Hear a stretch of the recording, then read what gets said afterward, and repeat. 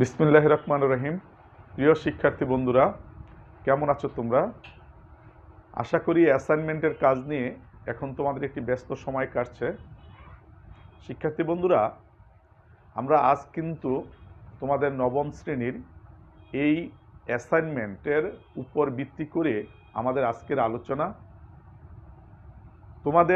তোমরা জানো যে তোমাদের জন্য এনসিটিবি এবং মন্ত্রণালয় তোমাদের একটি পরিমার্জিত সংক্ষিপ্ত সিলেবাস প্রণয়ন করেছে। এই পরিমার্জিত সংক্ষিপ্ত সিলেবাসের উপর ভিত্তি করে অ্যাসাইনমেন্ট প্রণয়ন করা হয়েছে। এই অ্যাসাইনমেন্টগুলো আমরা আজকে হুবহু আলোচনা করব না যে অ্যাসাইনমেন্টটা কি, কিন্তু এই অধ্যায়টা অর্থাৎ আমাদের পরিমার্জিত যে সিলেবাস, এই সিলেবাসের উপর যে অধ্যায়টা আছে সেই অধ্যায়টা যদি তোমরা আজকের আলোচনা ওই অধ্যায় নির্ভর এবং ওই অধ্যায়টা যদি তোমরা ভালোভাবে জানো এবং আজকের আলোচনাটা মন দিয়ে মনোযোগ সহকারে আজকের আলোচনাটা শোনো, তাইলে তোমার অ্যাসাইনমেন্ট করাটা তোমার জন্য খুব সহজ হবে।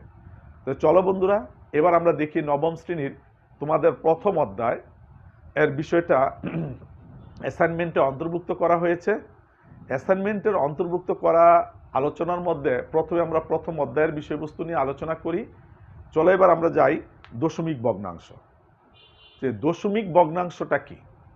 আমরা আমাদের বাস্তব সংখ্যাকে আমরা দশমিক ভগ্নাংশে রূপান্তর করতে পারি, অর্থাৎ প্রত্যেকটা বাস্তব সংখ্যাকে আমরা দশমিক ভগ্নাংশে রূপান্তর করতে পারি। যেমন 2.0।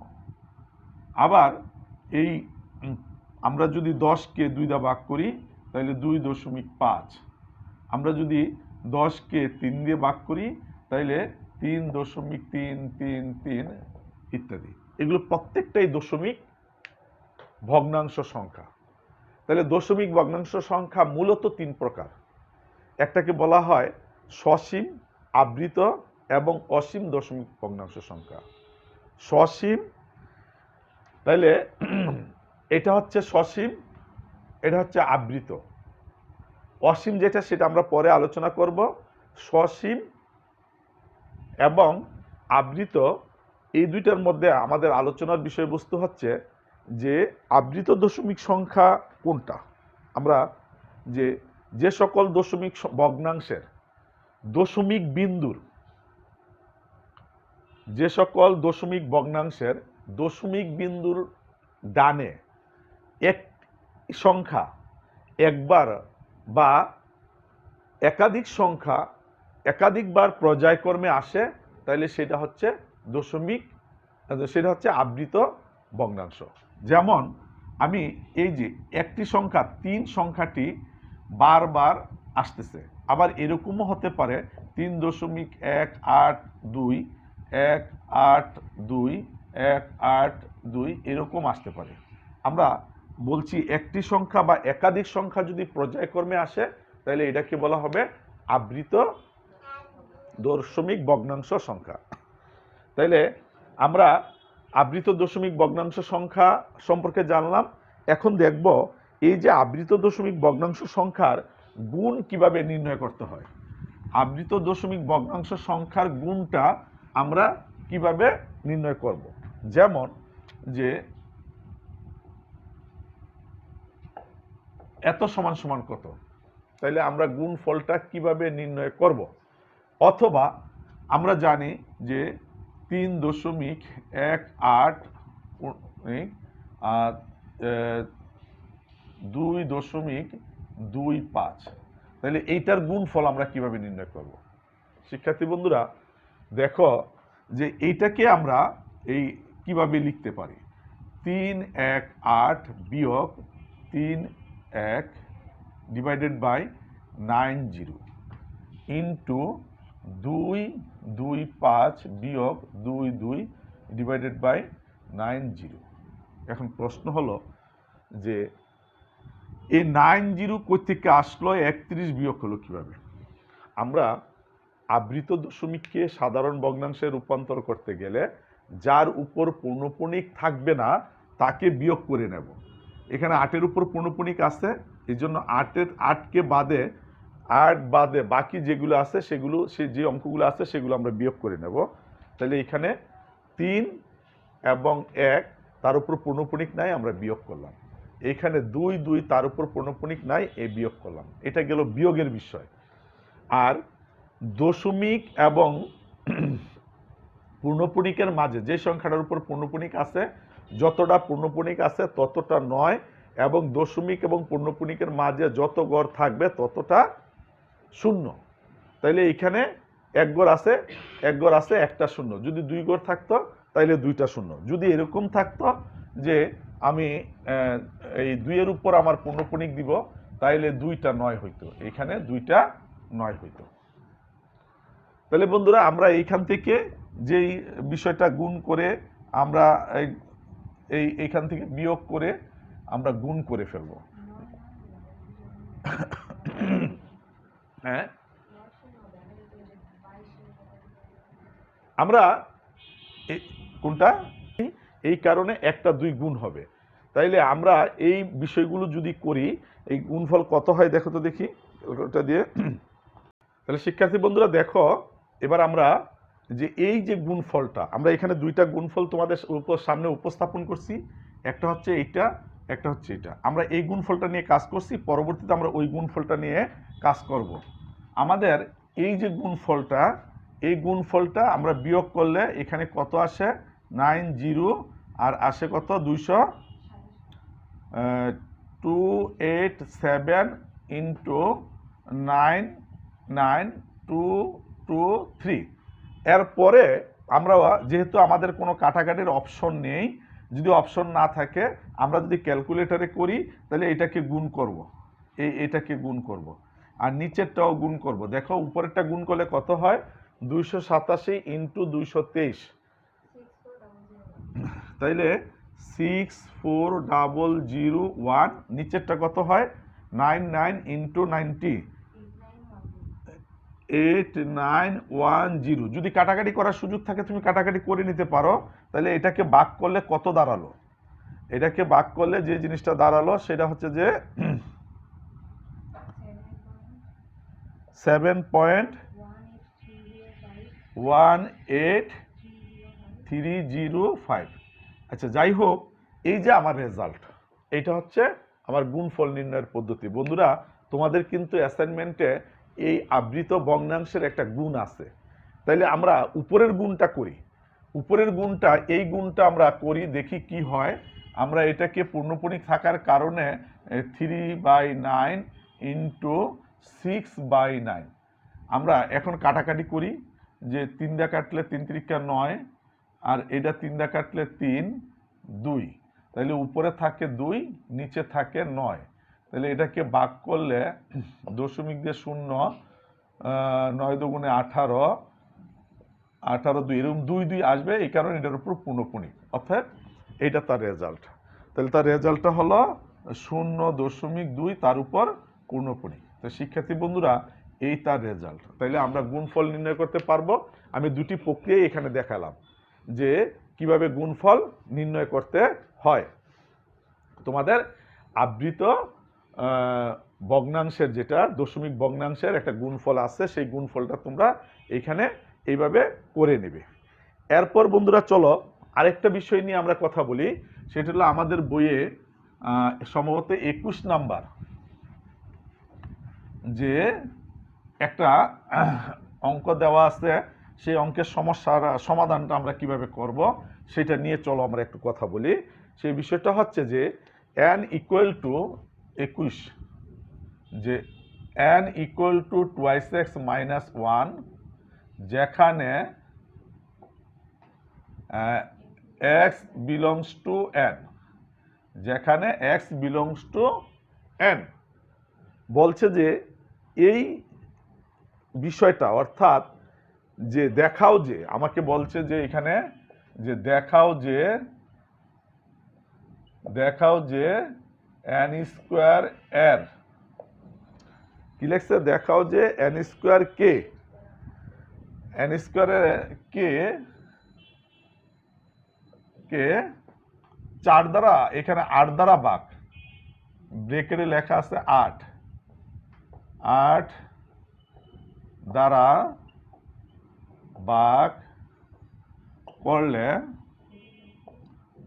প্রতি ক্ষেত্রে ভাগশেষ, হ্যাঁ, ভাগশেষ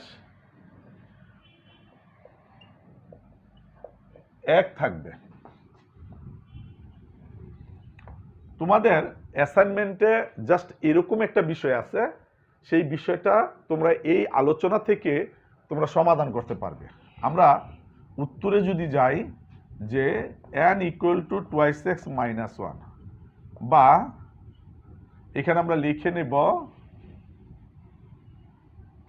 হয় বা যেখানে, এখানে আমরা লিখে নিব যেখানে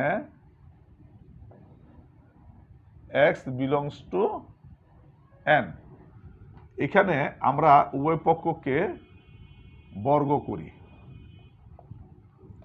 তাইলে বা n square equal two a square minus 2 plus 1, তাহলে 4x square minus 4x plus 1, তাহলে এখান থেকে আমি যদি 4x কমন নিই তাহলে x মাইনাস 1 প্লাস 1।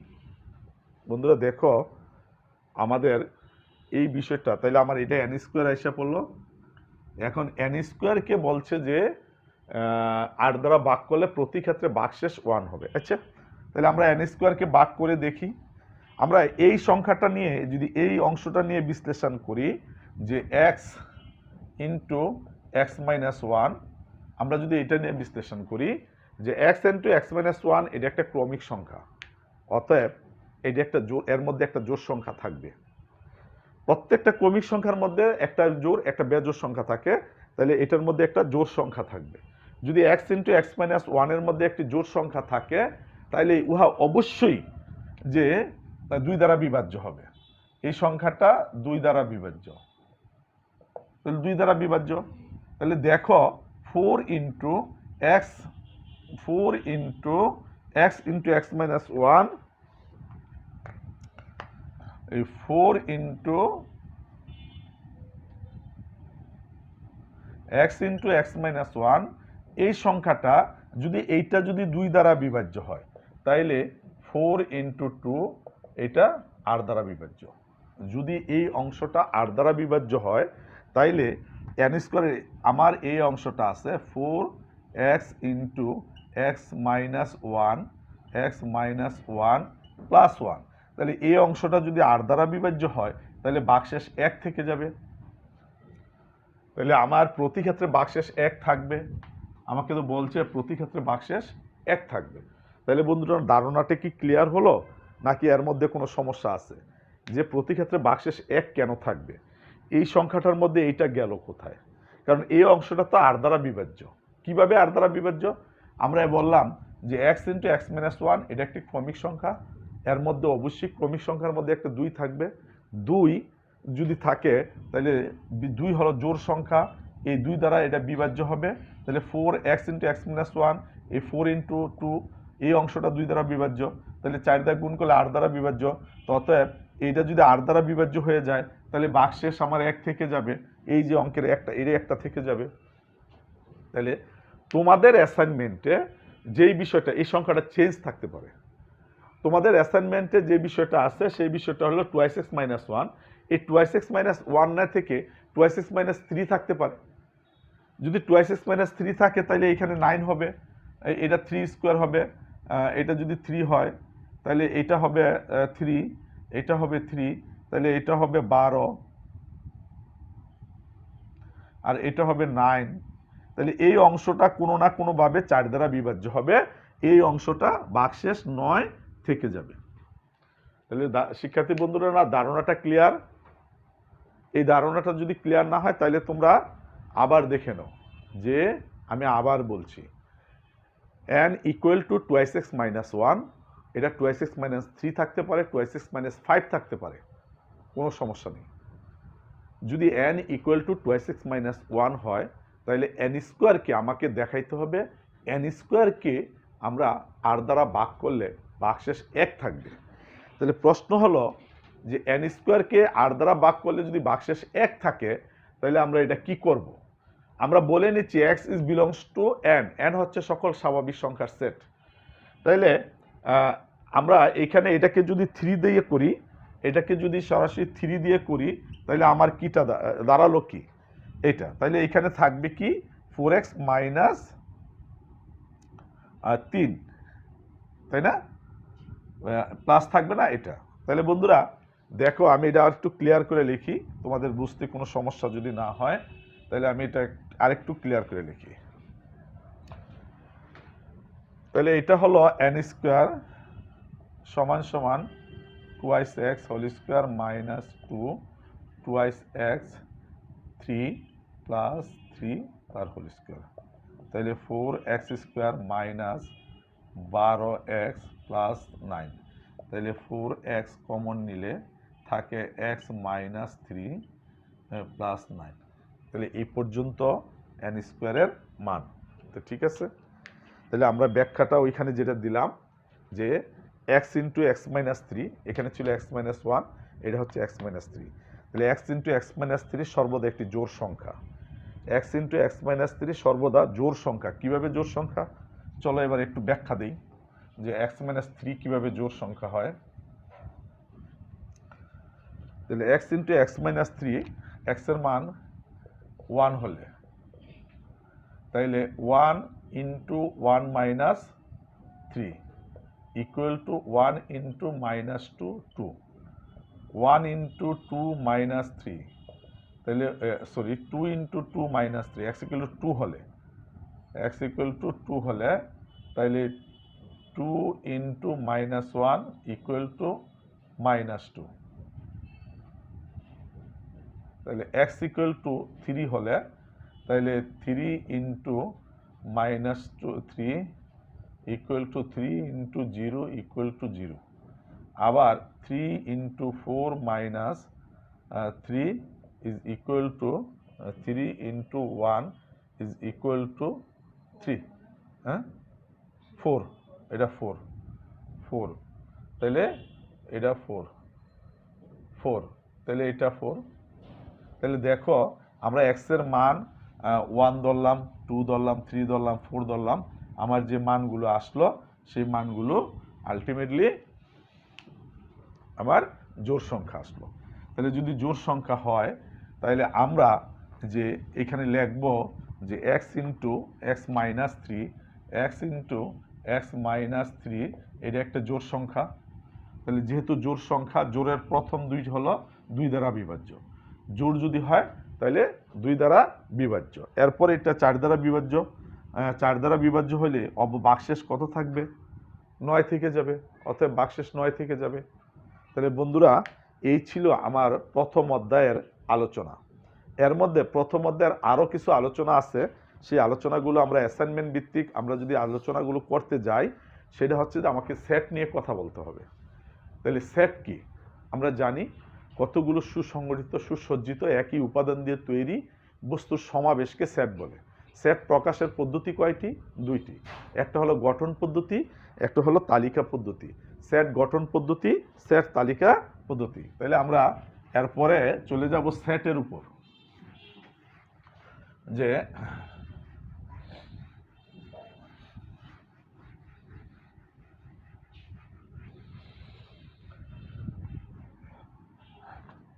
একটু খেয়াল করি, সেট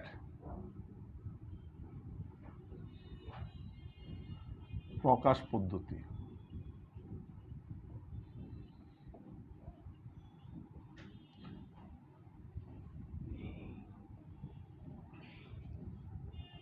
একটা হচ্ছে তালিকা পদ্ধতি, আরেকটা হচ্ছে সেট গঠন পদ্ধতি। তাহলে সেট প্রকাশের পদ্ধতি হচ্ছে 2টি, একটা হচ্ছে সেট গঠন পদ্ধতি, একটা হচ্ছে তালিকা পদ্ধতি। একটাকে বলা হয় টুলবার মেথডস, আরেকটাকে বলা হয় সেট বিল্ডার মেথডস। তাহলে সেট গঠনের যে পদ্ধতি আমরা আলোচনা করলাম, যে সেট প্রকাশের 2টা পদ্ধতি, একটা হচ্ছে সেট গঠন পদ্ধতি, আরেকটা হচ্ছে সেটের তালিকা পদ্ধতি। এখন প্রশ্ন আসা যাক, তালিকা পদ্ধতি কি? তাহলে তালিকা পদ্ধতি হচ্ছে যে তার সকল উপাদান, এই সেটের সকল উপাদান সুনির্দিষ্টভাবে উল্লেখ করতে হবে এবং প্রত্যেকটা উপাদান একটি কমা দিয়ে পৃথক করতে হবে এবং দ্বিতীয় বন্ধনীর মধ্যে আবদ্ধ থাকতে হবে। তাহলে প্রশ্ন আসা যাক যে এ একটা সেট, তার উপাদানগুলো হচ্ছে 1 2 3 5 7 ইত্যাদি। দেখো বন্ধুরা, আমি একটু আগে যে কথাটা বলছিলাম, এই তালিকা পদ্ধতির প্রত্যেকটা উপাদান সুনির্দিষ্টভাবে উল্লেখ করতে হবে এবং উহাকে কমা দিয়ে দিয়ে পৃথক করতে হবে। প্রতিটা উপাদান, একটা উপাদান থেকে আরেকটা উপাদান কমা দিয়ে দিয়ে পৃথক করতে হবে এবং দ্বিতীয় বন্ধনীর মধ্যে আবদ্ধ রাখতে হবে। তাহলে এই পদ্ধতিটা হচ্ছে, এইভাবে যে পদ্ধতিতে সেটের উপাদান প্রকাশ করা হবে সেটা হচ্ছে তালিকা পদ্ধতি। আর গঠন পদ্ধতি হচ্ছে এই সেটের সকল উপাদান একটি সুনির্দিষ্ট শর্তে, অর্থাৎ আমি সুনির্দিষ্টভাবে সকল উপাদানকে উল্লেখ করব না, এখন উল্লেখ না করে এই উপাদান নির্ধারণের জন্য একটি শর্ত আরোপ করে দেব।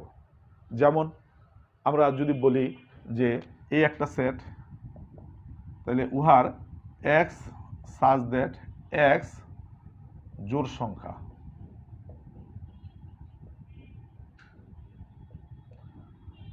এক্স সাজ দ্যাট এক্স জোড় সংখ্যা x is less than equal 10। ওকে, আমি জোড় সংখ্যা দিয়েও দিতে পারি। তাহলে গঠন পদ্ধতিটা কি? গঠন পদ্ধতিটা প্রত্যেকটা উপাদান সুনির্দিষ্টভাবে উল্লেখ থাকবে না, কিন্তু উপাদান নির্ণয়ের জন্য একটি শর্ত আরোপ করে দেওয়া হবে। এই শর্তটা সেকেন্ড ব্র্যাকেটের অর্থাৎ দ্বিতীয় বন্ধনীর মধ্যে আবদ্ধ থাকবে। শিক্ষার্থী বন্ধুরা, তাইলে আমি যেহেতু আমাকে বিস্তারিত আলোচনা না এই চ্যাপ্টারটা, আমরা শুধুমাত্র অ্যাসাইনমেন্টের উপর ভিত্তি করে যে আলোচনাগুলো আছে সেই আলোচনাগুলোতে যেহেতু টাচ করতেছি, সেহেতু একটু সংক্ষেপে আলোচনাটা সেরে যাচ্ছি। আমরা সেট প্রকাশের দুটা পদ্ধতি, একটা পদ্ধতি হচ্ছে তালিকা পদ্ধতি, একটা পদ্ধতি হচ্ছে গঠন পদ্ধতি। তালিকা পদ্ধতি কি? এই পদ্ধতিতে সেটের প্রত্যেকটা উপাদান সুনির্দিষ্টভাবে উল্লেখ করতে হবে এবং প্রত্যেকটি উপাদানকে কমা দিয়ে পৃথক করতে হবে, দ্বিতীয় বন্ধনীর মধ্যে আবদ্ধ করতে হবে। আর গঠন পদ্ধতি হচ্ছে এই সেটের উপাদানগুলো সুনির্দিষ্টভাবে উল্লেখ করতে হবে না, কিন্তু উপাদান নির্ণয়ের জন্য একটি শর্ত আরোপ করা থাকবে। এই শর্তটা হচ্ছে এক্স সাজ দ্যাট এক্স জোড় সংখ্যা এক্স ইজ গ্রেটার দেন 10, অর্থাৎ 10-এর চেয়ে বড় সকল জোড় সংখ্যা হবে এই সেটের উপাদান। তাহলে এটাকে যদি আমরা তালিকা পদ্ধতিতে প্রকাশ করি তাহলে হবে 2 4 6 8, না 2 4 6 2 4 6 8। এখন আরেকটা প্রশ্ন আছে যে আমি এইখানে যেহেতু যদি আমি এই চিহ্নটা দিতাম তাইলে আমার উত্তর হতো এইটা, যেহেতু আমার গ্রেটার দেন ইকুয়াল বলা আছে সেহেতু আমার উত্তর হবে আরো 10 উত্তর হয়ে যাবে। তাইলে এটা হচ্ছে এই তালিকা পদ্ধতি, অর্থাৎ সেট গঠন পদ্ধতি থেকে তালিকা পদ্ধতিতে রূপান্তর করার ধাপটা হচ্ছে, পদ্ধতিটা হচ্ছে এটা। তোমার বইয়ে দেখবা বা তোমার অ্যাসাইনমেন্টে একটা গঠন পদ্ধতি দেওয়া আছে, এই গঠন পদ্ধতিটা থেকে আমাকে তালিকা পদ্ধতিতে যেতে হবে। তাহলে আমি তালিকা পদ্ধতিতে চলে গেলাম, সেট গঠন পদ্ধতি থেকে আমি তালিকা পদ্ধতিতে চলে গেলাম। এরপর আমার যে বিষয়গুলো নিয়ে আলোচনা করার কথা, সার্বিক সেট, সে সেটের সকল সেটের উপাদান এর মধ্যে বিদ্যমান থাকবে, একে ইউনিভার্সাল সেট বলা হয়। এরপর সংযোগ সেট, দুটি সেটের সংযোগ। এরপর বলা হয় সেট সেট, দুইটি সেটের ইন্টারসেকশন, যেটা সেট সেট। আমরা সংযোগ সেট দেখি যে সংযোগ সেটটা কি।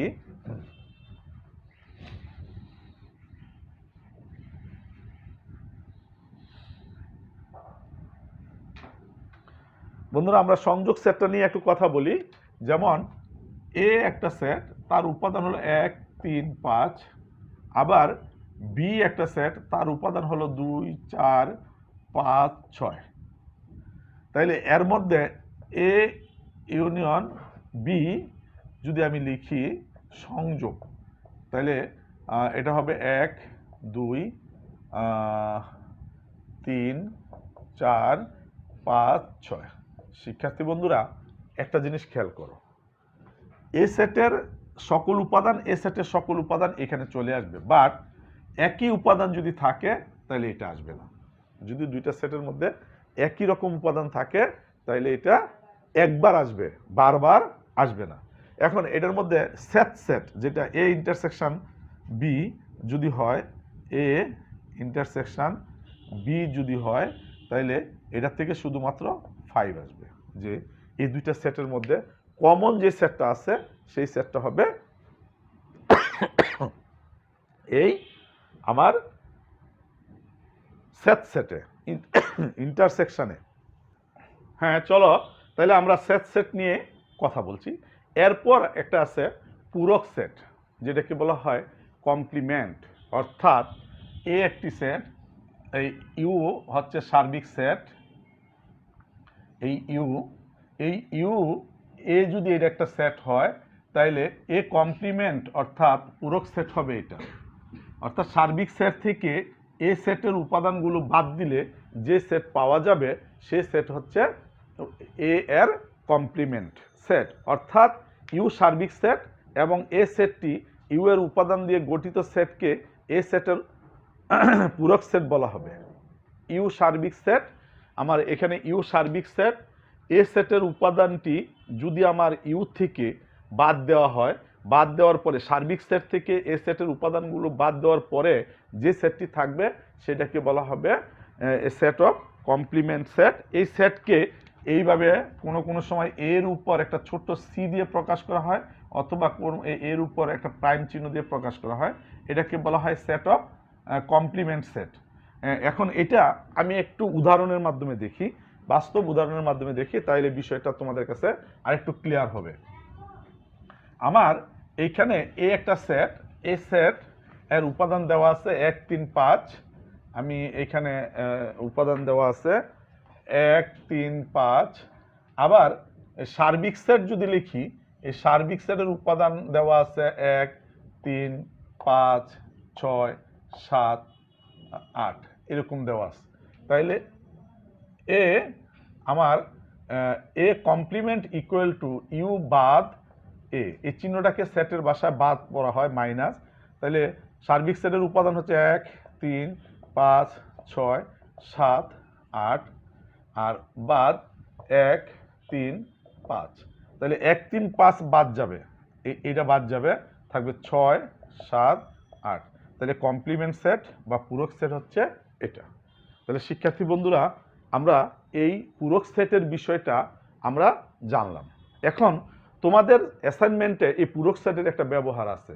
আমরা পূরক সেট জানি কিনা বা তোমরা পূরক সেট জানো কিনা, পূরক সেট সম্পর্কে ধারণা আছে কিনা, এর একটা ব্যবহার আছে। যেমন আমাকে যদি বলে যে এখানে বি আরেকটা সেট দেওয়া আছে, বি আরেকটা সেট 2 4 6 দেওয়া আছে। এখন তোমাকে যদি বললো এ ইন্টারসেকশন বি,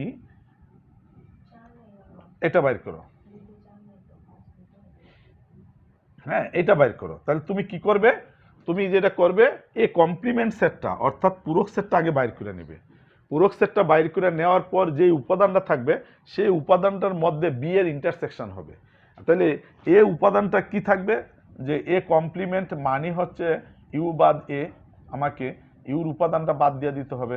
ইউর উপাদানটা বাদ দিয়ে আমি এ সেটের উপাদানটা বাইর করব। বাইর করার পরে যেটা থাকবে সেটা এই বি এর সাথে ইন্টারসেকশনে যাবে। শিক্ষার্থী বন্ধুরা, তাইলে আমাদের সেট নিয়ে আমরা সেটে কি কি শিখলাম, যে সেট কি, সেট প্রকাশের পদ্ধতি কি কি। দুইটা পদ্ধতি, একটা হচ্ছে তালিকা পদ্ধতি, একটা হচ্ছে সেট গঠন পদ্ধতি। এই তালিকা পদ্ধতি এবং সেট গঠন পদ্ধতি নিয়ে যখন আমরা আলোচনা করার পরে আমরা সেটের সংযোগ, সেটের সেট এবং পূরক সেট নিয়ে আলোচনা করলাম, এবং পূরক সেটের ব্যবহার তোমাদের এই অ্যাসাইনমেন্টে এর ব্যবহারটা সুন্দর করে দেওয়া আছে। আমি সেই বিষয়টা নিয়ে আলোচনা করলাম। যদি পূরক সেট তোমরা বুঝে থাকো তাহলে এই অ্যাসাইনমেন্ট করাটা তোমাদের জন্য তেমন কোনো সমস্যা না। তাহলে বন্ধুরা, এবার চলো আমরা অ্যাসাইনমেন্টের বাকি অংশে চলে যাই।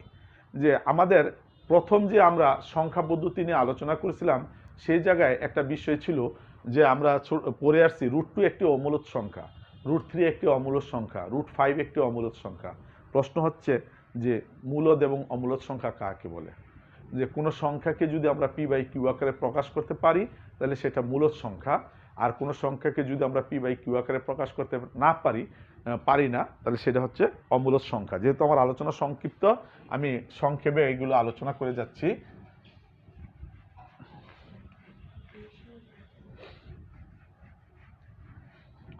তাহলে আমাদের আজকের আলোচনা থাকবে মূলদ সংখ্যা এবং অমূলদ সংখ্যা।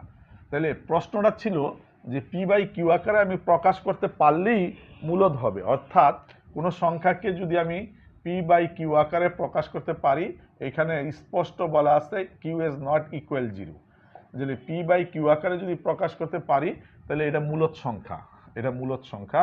এইটাকে বলা হবে হর, আর এটা হচ্ছে এটা লব, আর এটা হচ্ছে হর।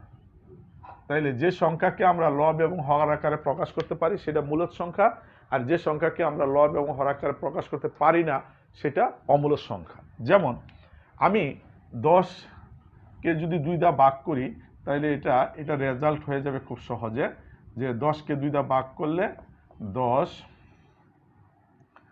5 দুগুণে 10, 10, 5 দুগুণে 10। আচ্ছা, এটা গেল। আমি 10কে যদি 3 দিয়ে ভাগ করি তাহলে 10, 3, 9, 1, দশমিক দিলাম 0, 3, 9, 1, 0, 3, এরকমভাবে আমি অনেক সংখ্যা, আমরা এটাকে আবৃত সংখ্যা বলছি, আবৃত দশমিক ভগ্নাংশের সংখ্যা বলেছিলাম। এখন দেখো এই যে সংখ্যাগুলো, এই সংখ্যাগুলোর কে আমরা একটু আগে বলছি যে সংখ্যাকে পি বাই কিউ আকারে প্রকাশ করা যাবে না, তা অমূলদ সংখ্যা, পূর্ণবর্গ সংখ্যা নয়। এরূপ যে কোনো স্বাভাবিক সংখ্যার বর্গমূল কিংবা ভগ্নাংশ একটি অমূলদ সংখ্যা। আমি আবার বলছি, পূর্ণবর্গ সংখ্যা নয়, এরূপ যে কোনো স্বাভাবিক সংখ্যার কিংবা তার ভগ্নাংশ একটি অমূলদ সংখ্যা। তাহলে প্রশ্ন হলো যে অমূলদ সংখ্যা কি আমরা জানলাম। তাহলে এখানে আমরা আজকে প্রমাণ করব যে √3, √5, √7, যে প্রমাণ করব √3, √5, √7, √11, এগুলো যে কোনো একটি অমূলদ সংখ্যা, অমূলদ সংখ্যা। এখন দেখো এই অমূলদ সংখ্যা, এখানে যে কোনো একটি অমূলদ সংখ্যা আমি ধরে নিলাম √3 একটি অমূলদ সংখ্যা। তাহলে আমি √3কে পি বাই কিউ আকারে ধরে নেই যে √3 is equal to P by Q, যেখানে পি এবং কিউ উভয় সহমৌলিক এবং এদের মধ্যে একটি জোড় স্বাভাবিক সংখ্যা থাকবে। Q is not greater than, Q is equal 0। আমরা সর্বদা এখানে লিখে রাখবো যে কিউ নট ইকুয়াল 0, কিউ কখনো 0 না। তাইলে দেখো এটাকে যদি আমি উভয় পক্ষে বর্গ করি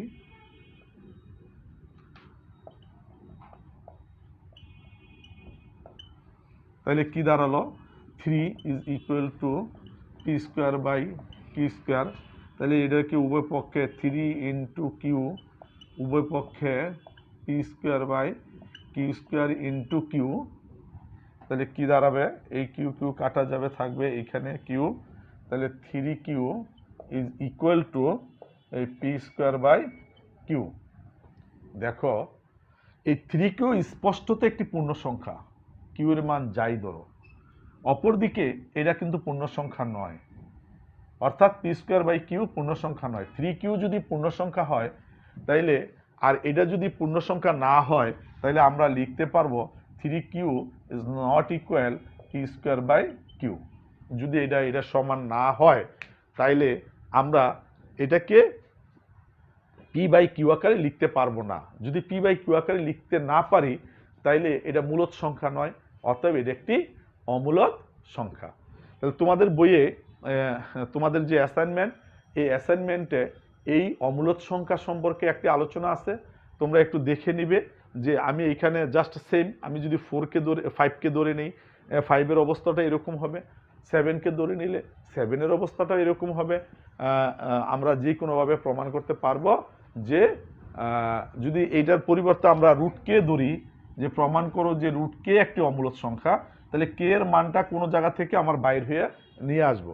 কে এর মানটা কি হবে? হয় 3, নয় 5, নয় 7, নয় 11।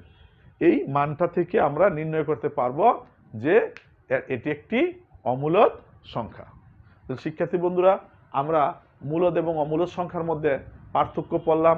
মূলদ সংখ্যা কাকে বলে সেটা জানলাম, অমূলদ সংখ্যা কাকে বলে সেটা জানলাম, এবং √2, √3, √5, √7, √11, √13, √17 ইত্যাদি যে অমূলদ সংখ্যা, সেইগুলো কিন্তু আমরা এর মধ্যে আমাদের আলোচনায় চলে আসলো। এরপর আমরা যে আলোচনাটা করতে যাব সেটা হচ্ছে যে আমাদের এই অঙ্কে অর্থাৎ সেট ফাংশানে, আমাদের সেট ফাংশানে যে বিষয়গুলো করা দরকার সেগুলো নিয়ে আমি মোটামুটিভাবে আলোচনা করলাম। এখন তোমাদের আরও একটা বিষয় যেটা আমাদেরকে সেট ফাংশান থেকে করা উচিত, সেটা হচ্ছে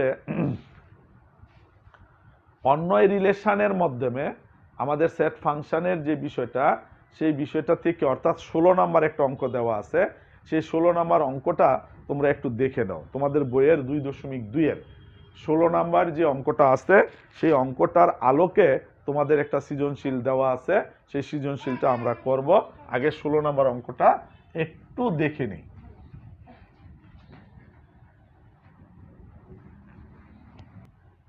হ্যাঁ বন্ধুরা, তোমরা দেখো আমাদের বইয়ের 2.2-এর অধ্যায় 16 নম্বর যে অঙ্কটা আছে, যে function of x equal to এত হলে দেখাও যে এত সমান সমান এত। তাহলে আমরা একবার এই এক্স এর পরিবর্তে অর্থাৎ function of X is equal to 1 plus X square plus x to the power 4, নিচে হলো এক্স স্কোয়ার, এটার পরিবর্তে যদি আমরা একবার এক্স স্কোয়ার বসিয়ে দেখি কি আসে, যে 1 প্লাস এক্স এর পরিবর্তে এক্স স্কোয়ার প্লাস